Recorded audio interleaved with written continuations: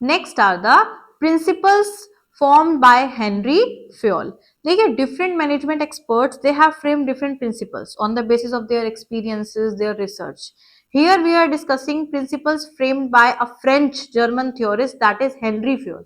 उन्होंने अपने एक्सपीरियंस पे एक 14 प्रिंसिपल्स का सेट बनाया है जो हमें फॉलो करने चाहिए. अंडरस्टूड. ये कहते हैं कि अगर हम मैनेजमेंट एक्टिविटीज में इन प्रिंसिपल्स को फॉलो करते हैं तो हमारा आउटपुट अच्छा आता है. और उनका ये मानना भी है कि प्रिंसिपल्स की लिस्ट बहुत ज्यादा भी नहीं होनी चाहिए, लंबी भी नहीं होनी चाहिए कि हम उन्हें फॉलो कर सकें. और प्रिंसिपल्स जो है that should be flexible in nature, वो रिजिड नहीं होने चाहिए क्योंकि यहाँ पर हम ह्यूमन रिसोर्स के साथ वर्क कर रहे हैं और हम साइंटिफिक जो लॉजिक्स हैं वो यहाँ पर अपनी मैनेजमेंट में अप्लाई नहीं कर सकते. आपने ये रीड किया था कि management is not a perfect science. तो ये उनका मानना है कि जो ये 14 प्रिंसिपल्स हैं, these principles will help in management activity, आपको और अच्छा आउटपुट देने में हेल्प करेगी. बट दीज आर फ्लेक्सिबल, ये टाइम टू टाइम चेंज भी होते रहते हैं. We will discuss these 14 principles of management one by one कि क्या इनकी पॉजिटिव इफेक्ट है, क्या इनके नेगेटिव इफेक्ट किसी एनवायरमेंट पे, बिजनेस एनवायरमेंट पे पड़ सकते हैं. Understood. Let's start with the first one, that is your division of work. Division of work अपने आप में ही ये नेम सजेस्ट कर रहा है कि फ्योल का मानना है कि हमें इस प्रिंसिपल पे वर्क करना चाहिए that work should be divided. Work को डिवाइड किया जाए. ऑब्वियस है, आप अगर अपनी फैमिली लाइफ में, जनरल लाइफ में भी इस प्रिंसिपल को अप्लाई करते हो कि काम को बांट कर किया जाता है तो वो जल्दी भी होता है और अच्छा भी होता है. ठीक है, आपके घर गेस्ट आते हैं, आपके घर में कोई फंक्शन होता है तो आप वर्क को डिवाइड कर लेते हो कि जो बाहर का काम है कौन एक्टिवली कर सकता है, घर का काम है कौन एक्टिवली कर सकता है, सब अपना वर्क डिवाइड कर लेते हैं. उसी तरीके से जब हम मैनेजमेंट की बात करते हैं कि जो होल वर्क है that should be divided into small parts and each individual should be assigned only one part as per their ability, their skills, their experience. तो हमें अपने वर्क को स्मॉल पार्ट्स में डिवाइड कर लेना चाहिए और सबको उनकी एबिलिटीज के अकॉर्डिंग अलॉट कर देना चाहिए. हमने ये रीड किया था कि जब बिजनेस ऑर्गेनाइजेशन चलता है उसमें डिफरेंट डिपार्टमेंट्स होते हैं like finance, marketing, sales, research और भी बहुत सारे होते हैं. तो हम अपनी सारी एक्टिविटीज को इसीलिए डिफरेंट डिपार्टमेंट्स में डिवाइड कर देते हैं कि एक डिपार्टमेंट जिसमें सिर्फ प्रोडक्शन या सिर्फ फाइनेंस के बारे में ही हम वर्क कर रहे हैं और उसमें जितने भी पर्सनल, जितने भी एम्प्लॉइज अपॉइंटेड हैं वो सब उसी वर्क पे फोकस कर रहे हैं. अगर सेल्स डिपार्टमेंट है तो उन सेल्स डिपार्टमेंट का काम फोकस करना है कि सेल्स को कैसे इंक्रीज किया जाए. प्रोडक्शन प्रोसेस पे उनको फोकस नहीं करना है. बट इंटर रिलेटेड होते हैं, सबको एट द लास्ट कोऑर्डिनेट तो करना पड़ता है. अब यहाँ पर जब आप वर्क को डिवाइड कर दोगे डिफरेंट पार्ट्स में, वर्क का डिवीजन कर दोगे तो उससे आपको क्या बेनिफिट होगा, उसका क्या पॉजिटिव इफेक्ट होगा. इसका एडवांटेज है स्पेशलाइजेशंस आर ऑब्टेन्ड. जैसे किसी के पास कोई स्किल है, अगर आप उसे वही काम करने के लिए देंगे वो उस वर्क को बार बार करेगा तो वो उसमें स्पेशलाइज हो जाता है, बहुत अच्छी उसकी स्किल्स एनहांस हो जाती है. और उस स्पेशलाइजेशन का बेनिफिट क्या होगा कि आपका जो क्वालिटी ऑफ वर्क है, जो आउटपुट है, जैसे कि प्रोडक्शन स्पीड है, आपकी वेस्टेज है, उसको रिड्यूस करना, ये सब चीजें आपके लिए बेनिफिशियल है. आपका आउटपुट अच्छा क्यों आ रहा है, क्योंकि अगर आप एक काम को बार बार कर रहे हो आप कम टाइम में ज्यादा अच्छा काम करोगे. तो डिवीजन से हमें ये बेनिफिट है कि स्पेशलाइजेशन होगा और हमारा आउटपुट अच्छा आएगा कम टाइम में विद लेस वेस्टेज. नेक्स्ट इसका जो पॉजिटिव पॉइंट आता है that is increase in the efficiency. एक वर्कर एक टास्क को बार बार करेगा. अगर मैं एक चैप्टर को एक दिन में 4 बार पढ़ाऊं तो मेरे को बुक की जरूरत नहीं है, मुझे याद हो जाएगा कि इस बुक के पेज नंबर 15 पे कौन से पॉइंट्स हैं. और अगर फर्स्ट टाइम किसी पॉइंट को या किसी चैप्टर को पढ़ाऊंगी तो ऑब्वियसली टाइम भी ज्यादा लगेगा. वही आपके ऑर्गेनाइजेशन के साथ होता है. आप भी जब फर्स्ट टाइम अपनी क्लास में कुछ पढ़ते हो तो डिफिकल्ट लगता है, जब उसको 3-4 टाइम्स रीड कर लेते हो, आपका अपना पर्सनल फेवरेट सब्जेक्ट होता है, वो आपको जल्दी समझ में आता है. जो नहीं है वो अच्छा नहीं लगता, वो समझ में नहीं आता. तो आपका स्पेशलाइजेशन आपके इंटरेस्ट की वजह से किसी एक तरफ ही जाता है, आप सब चीजें एक साथ नहीं कर सकते. ओके. लेकिन वो कहते हैं ना, everything, every statement, everywhere there are pros and cons, कि कुछ पॉजिटिव पॉइंट्स भी होते हैं और नेगेटिव पॉइंट्स भी होते हैं. यहां पर भी है. प्रिंसिपल सबके लिए फायदेमंद नहीं है. क्यों? This positive effect of specialisation will not be available. क्यों? क्यों नहीं होगा? अगर आपका एनवायरनमेंट चेंज हो रहा है, बिजनेस एनवायरनमेंट चेंज हो गया, जो वर्कर इतना ज्यादा स्पेशलाइज्ड हो गया था, आपने एक लेबर इंटेंसिव में उससे काम करवाया, अब आप टेक्नोलॉजी की तरफ शिफ्ट हो गए, आप मशीन से काम करवा रहे हो, अब आपको उसकी स्पेशलाइजेशन का कोई फायदा नहीं, यहां पर आपके डिवीजन का कोई फायदा नहीं हुआ। Okay, next is work efficiency will be reduced. कब रिड्यूस हो जाएगी? वो एक ही काम कर रहा है, वो कुछ नया टास्क स्टार्ट नहीं कर रहा, हर बार आप उसको सेम काम देते हो, वो उसी वर्क को करता रहता है, उसमें उसकी क्या एफिशिएंसी रहेगी? स्पेशलाइज हो गया, उस काम को बार बार कर रहा है, उसका रिजल्ट अच्छा आ रहा है, बट उसकी पर्सनल एफिशिएंसी क्या है? उसे तो जैसा बताया जा रहा है वो वैसा का वैसा वर्क कर रहा है, वो अपना कुछ उसमें इनपुट नहीं डाल रहा, उसे वही फॉलो करना है जो इंस्ट्रक्शंस उसे दी गई हैं, और एवरी टाइम वो सेम पॉइंट फॉलो कर रहा है, तो ये उसके लिए एक पॉजिटिव इंपैक्ट नहीं डालता। So this was about division of work. Next principle, that is your authority and responsibility. ये जो दो टर्म्स हैं, authority और responsibility, ये क्या है? अथॉरिटी होता है किसी को पावर देना, कि अगर हम किसी को कोई वर्क अलॉट करते हैं तो वो डिसीजन लेने की उसे पावर भी दी जाती है, अथॉरिटी भी दी जाती है कि वो कुछ वर्क कर सके। नहीं तो वो हर टास्क आपका सबऑर्डिनेट अपने मैनेजर से या एग्जीक्यूटिव से पूछने जाएगा कि क्या हम इतनी सेल्स पे वर्क करें, हम अपनी पॉलिसी में ये चेंजेस करें, ऐसा नहीं हो सकता।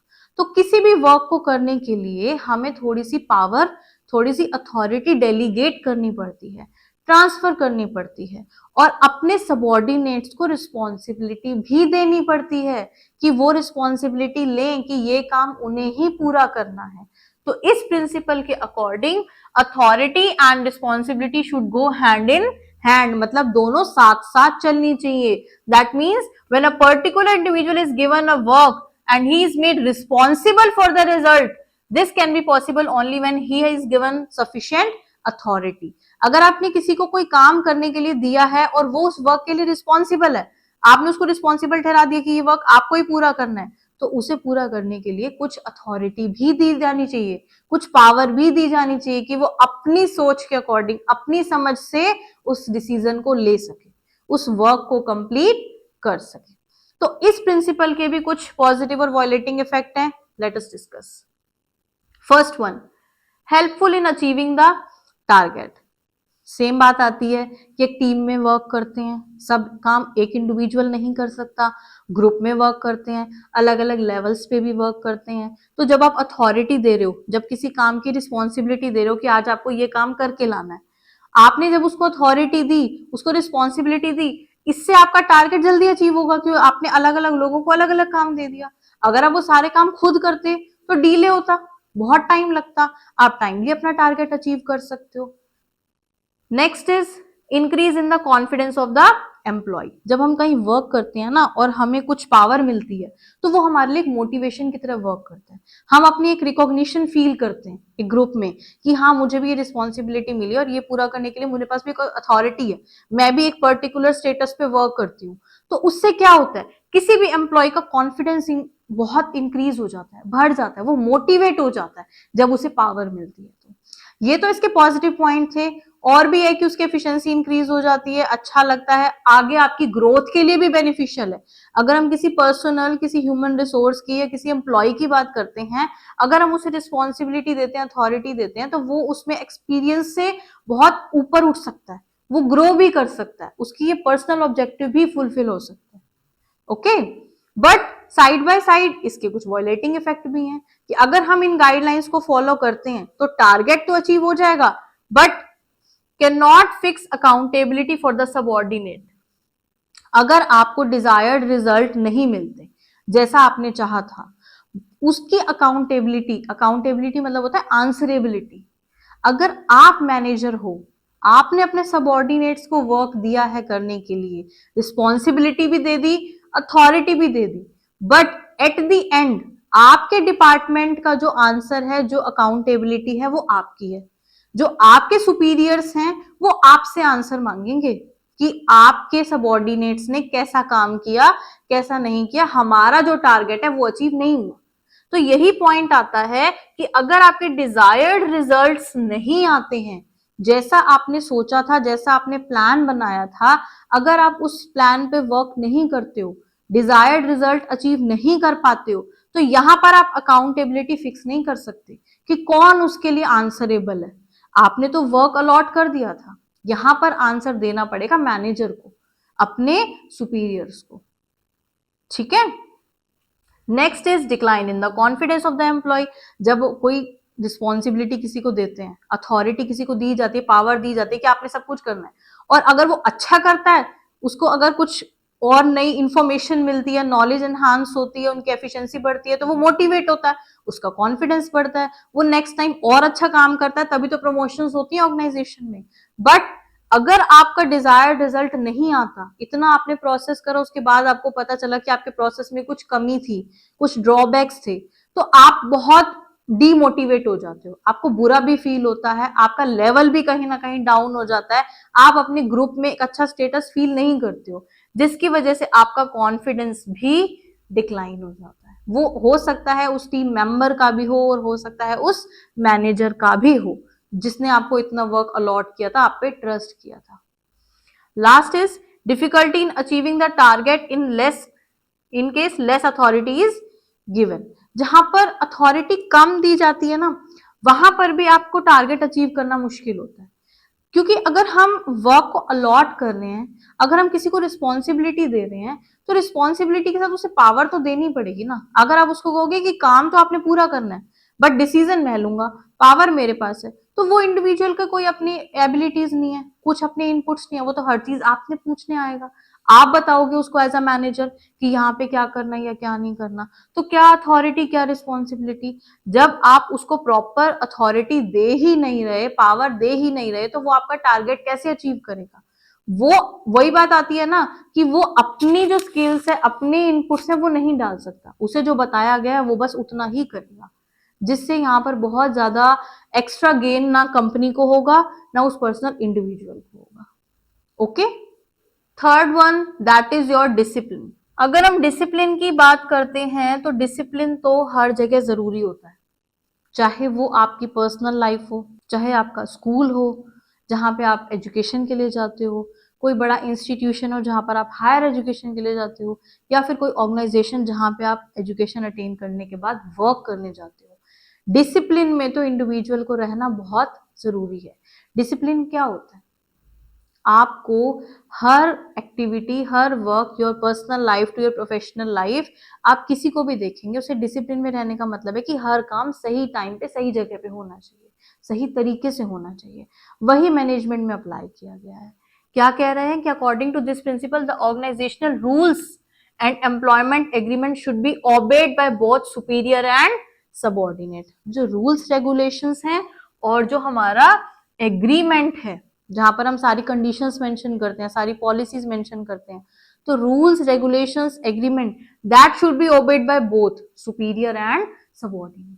ऐसा नहीं है कि जो सुपीरियर है, जो उनका अपर लेवल पे वर्क कर रहे हैं, टॉप लेवल पे या मिडिल लेवल पे जो डिपार्टमेंटल हेड हैं, मैनेजर्स हैं, उनके लिए कुछ रूल्स नहीं है या उनके लिए कुछ अग्रीमेंट्स नहीं है। नो, डिसिप्लिन तब होगा जब कंपनी की पॉलिसीज, कंपनी के रूल्स रेगुलेशंस को सभी लेवल्स पर फॉलो किया जाए by the superiors as well as by the subordinates. Okay, तभी हम एक अच्छा ऑर्गेनाइजेशन सेटअप कर पाएंगे, वरना तो डिफरेंशिएशन हो जाएगा, बायसनेस हो जाएगी कि दूसरों के लिए रूल्स हैं लेकिन सुपीरियर्स के लिए रूल्स नहीं है। ऐसा नहीं हो सकता ना। ये तो आप भी कहते हो कि अगर घर में आपके सिबलिंग्स हैं, कोई छोटा है कोई बड़ा है, ऐसा तो नहीं है ना कि छोटे को डिसिप्लिन में रहना है और बड़े को नहीं रहना, बड़े हो गए तो डिसिप्लिन में रहने की जरूरत नहीं है। नो, सबको डिसिप्लिन में रहना बहुत जरूरी है। तो इसका क्या पॉजिटिव इफेक्ट पड़ता है ऑर्गेनाइजेशन पे। First one, increase in the efficiency of the employees. Obviously अगर आप एक काम को सही तरीके से, सही टाइम पे, सही जगह पे करोगे तो आपकी एफिशिएंसी तो बढ़ेगी, क्योंकि आप अच्छे से काम कर रहे हो, आप डिसिप्लिन में हो, आपका ध्यान इधर उधर नहीं जा रहा, आप रूल्स को फॉलो कर रहे हो, आप गलत तरीके फॉलो नहीं कर रहे। Next is better labour management relations. अब वही बात आती है ना कि अगर रूल्स को, डिसिप्लिन को दोनों लेवल पे फॉलो किया जाए, upper lower middle, managerial non managerial, superior subordinate, सब फॉलो करेंगे, तो रिलेशंस तो ऑब्वियसली अच्छे होंगे। अगर घर पे आपको डिसिप्लिन में रखा जाए और आपके जो बड़े सिबलिंग्स हैं, जो आपसे एल्डर हैं, उनको ना रखा जाए, तो आप भी तो फाइट करोगे ना, तो उसको तो कुछ नहीं कहते, मुझे ही कहते हो, मैं ही कहना मानूं, तो वही चीज ऑर्गेनाइजेशन में भी अप्लाई होती है कि अगर डिसिप्लिन की बात आती है, रूल्स की बात आती है, तो वो सबको फॉलो करने चाहिए। और अगर सब करेंगे तो एफिशिएंसी भी बढ़ेगी, काम भी अच्छा होगा, आउटपुट भी अच्छा आएगा और रिलेशंस भी अच्छे बनेंगे।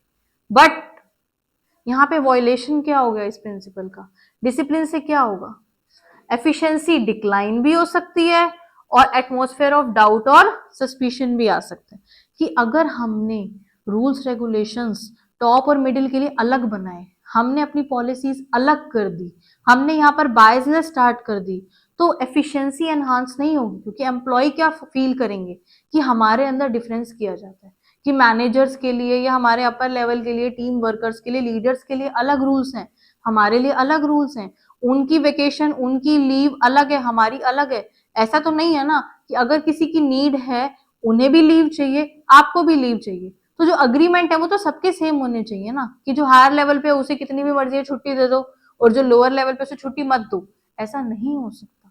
ये डिसिप्लिन होना चाहिए, सबके लिए सेम होना चाहिए और समय सबको इक्वली उसे ओबे करना चाहिए। अदरवाइज डिफ्रेंसिएशन होगा, फीलिंग ऑफ डाउट भी आएगी। ठीक है, हम डाउट फील करेंगे कि हमारे साथ तो डिफरेंस किया जा रहा है, उनके साथ नहीं किया जा रहा।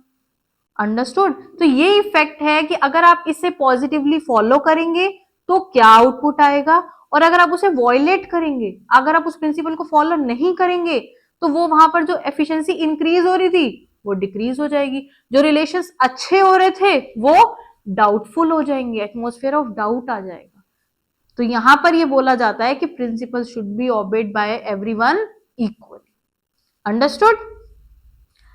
Next, fourth one is unity of command. Unity of command, as you can see in this diagram also, यहां पर हमने ना इस डायग्राम में ये चीज डिफाइन की है। आप देख रहे हो मैनेजर्स हैं और सबऑर्डिनेट्स हैं। M is for manager and S is for subordinate. अगर हम मैनेजर और सबऑर्डिनेट्स की बात करते हैं, यहां पर आप इमेज 1 और 2 आप ये देख रहे हो कि यहां पर एक मैनेजर है and he is giving some instructions और सम वर्क टू 3 सबऑर्डिनेट्स। और यहां पर आप सेकंड पिक्चर में देख रहे हो कि मैनेजमेंट जो आपके वर्कर्स हैं, जो मैनेजर्स हैं, ये 1 और 2 दो हैं। ये कभी इसको ऑर्डर दे रहे हैं, कभी इसको दे रहे हैं, कभी ये इसको दे रहे हैं। तो जो सबऑर्डिनेट 1 है ये तो कंफ्यूज हो जाएगा ना कि ये पहले किसकी कमांड को फॉलो करे, मैनेजर 1 की कमांड को फॉलो करे या मैनेजर 2 की कमांड को फॉलो करे। जैसे इस केस में आप देख रहे हो कि क्लियर डेलीगेशन है और क्लियरली कमांड दी जा रही है, इन तीनों को वर्क करना है, एक मैनेजर है जो उन्हें कमांड दे रहा है, इनको सिर्फ इसकी कमांड फॉलो करनी है और अपनी एक्टिविटीज परफॉर्म करनी है। यहां पर कंफ्यूजन है, डाउट है, कोई मिसमैच हो जाएगा, कभी कोई किसी का वर्क कर रहा है, कोई किसी का वर्क कर रहा है। तो यही प्रिंसिपल फॉलो करने के लिए हेनरी फ्योल ने एक प्रिंसिपल बनाया है, that is unity of command, कि सबऑर्डिनेट्स को जो कमांड है वो एक ही मैनेजर दे। ठीक है, an individual employee should receive order from only one superior at a time and that employee should be answerable only to that superior, कि एक ही सुपीरियर, एक ही मैनेजर एक टाइम पे ऑर्डर दे और एक बारी में उसी के ऑर्डर्स को ही सुना जाए। ऐसा नहीं कि कभी कोई कुछ कह रहा है, कभी कोई कुछ कह रहा है। आप सोचते हो ना कि मम्मी ये कह रही है, पापा ये कह रहे हैं, भाई ये कह रहा है, दादी ये कह रही है, मैं किस किस की सुनूं? एक बारी में तो एक ही काम हो सकता है ना, वही सबऑर्डिनेट्स कहते हैं। तो फ्योल का यही मानना है कि हमें ये गाइडलाइंस फॉलो करनी चाहिए कि at one time only one superior should give orders और कमांड टू सबऑर्डिनेट्स। अगर हम इस प्रिंसिपल को फॉलो करते हैं तो इसके क्या पॉजिटिव इंपैक्ट पड़ता है? There is no confuse situation for the subordinates, कोई कंफ्यूजन नहीं होगा। And atmosphere of cordiality prevails, coordination, cordial relations, अच्छे रिलेशंस बनेंगे कि इन्होंने हमें काम दिया, हम काम करके उन्हें आंसर दे रहे हैं। ऐसे तो अगर सबऑर्डिनेट 1 मैनेजर फर्स्ट का काम करेगा तो मैनेजर 2 सोचेगा कि ये तो मेरा काम ही नहीं करके देता, तो यहाँ पर रिलेशंस कॉर्डियल नहीं होंगे, कोऑर्डिनेशन है ही नहीं, कभी कोई वर्क दे रहा है, कभी कोई कर रहा है, कोई नहीं कर रहा। अगर आप इन प्रिंसिपल्स को फॉलो, इस पर्टिकुलर प्रिंसिपल के वॉयलेटिंग इफेक्ट क्या है कि अगर आप ऐसा फॉलो नहीं करते, आपकी अथॉरिटी अंडरमाइंड होती है, ऑर्डर डिस्टर्ब होता है, स्टेबिलिटी थ्रेटन होती है। क्या मतलब है? अथॉरिटी, आपको जो पावर दी गई है उसकी क्या वैल्यू रह जाएगी? कुछ भी नहीं, अंडर एस्टिमेट हो जाएगी वो तो। आपको पावर दी गई, किस चीज की पावर दी गई है? आप तो सही तरीके से काम ही नहीं कर रहे। आपने इतना सारा काम दिया, सारा ऑर्डर क्या हो गया? डिस्टर्ब। एक ऑर्डर में, एक फ्लो में वर्क चलता है कि सीईओज ने कुछ पॉलिसीज बनाई, कुछ टारगेट सेट किए, फिर मिडिल लेवल पे मैनेजर्स आते हैं जो डिपार्टमेंटल हेड होते हैं, वो अपने सबऑर्डिनेट्स को वर्क अलॉट करते हैं। तो एक ऑर्डर में वर्क चलता है, सीक्वेंस में, कि इन्होंने काम दिया, ये काम पूरा करेंगे। तो अगर आप मिसमैच कर दोगे, अगर कोई कॉर्डियल रिलेशन रहेगा ही नहीं, कोई कोऑर्डिनेशन रहेगा ही नहीं, तो सारा ऑर्डर आपका क्या हो जाएगा? डिस्टर्ब हो जाएगा। And last is stability threaten, कुछ स्टेबिलिटी ही नहीं रहेगी कि हाँ इतने टाइम में ये काम ऐसे हो रहा है। अगर मैनेजर ने वर्क दिया तो subordinate after 2 days 3 days 4 days अपना आंसर देंगे, अपना रिप्लाई देंगे, स्टेबिलिटी है कि ऐसे वर्क कर रहे हैं। तो वो सब कुछ थ्रेटन हो जाएगा कि कोई तरीका ही नहीं है, कभी कोई कहीं, कोई कहीं, सब मिसमैच हो जाएगा। तो ये प्रिंसिपल फॉलो करेंगे तो मैनेजमेंट एक्टिविटी बहुत अच्छी होगी, बिजनेस ऑर्गेनाइजेशन अपना गोल अच्छे से अचीव कर पाएगा। ओके।